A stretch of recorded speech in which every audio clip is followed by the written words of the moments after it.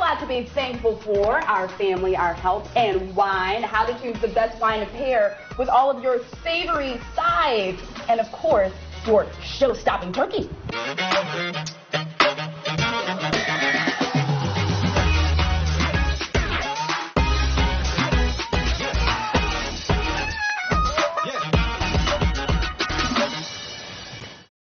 But if you need a little wine after, we have some good ideas for you. Especially when it comes to serving the best ones to complement your Thanksgiving meal, which is, my gosh, like 2 weeks away, not even. Yeah. So what is it? Is it red? Is it white? Is it rosé? Zach Grosclose is the wine director of Cru Cellars. He is back and going to help us out here this morning. Good to have you again. Thanks for being here. Nice to see you again. Thanks for having me.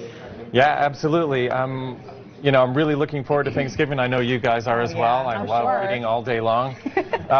In the wine business, there's a couple of ways to attack it. You know, if you're thinking about pairing, there's two ways. The two best ways to think about it are you can attack heavy foods with heavy wines, or you can attack heavy foods with something light and bright to cut through all the richness. Right, which is what I tend to do. Right? What do you do? I tend to go toward light and bright, especially when it comes to red wines. I go opposite. I know a lot of people like heavy red wines nowadays, but I think with the Thanksgiving table, light, bright reds actually work very, very well. And we're going to use like a little bit heavier, more textural whites as something to counteract all that heavy food. I love how you didn't even say light foods, because we all know that's not going to be the case. Who's having anything all light? Heavy on Thanksgiving. Do you guys want to try something that I brought? Absolutely. Okay, so for everybody likes blends, right? We're going to do a white blend this time. And this is an example of a rich white.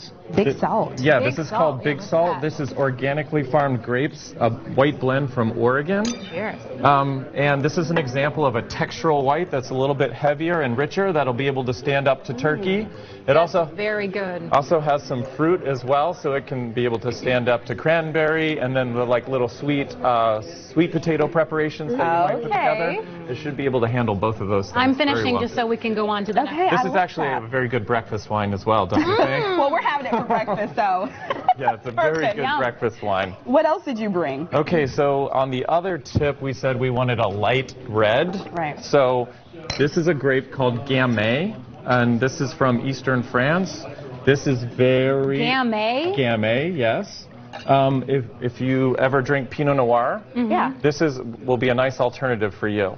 Okay, Similar in style to Pinot Noir, where it's very light and bright, but this is even more so. But it also has some juiciness, and it has some, that is pretty light.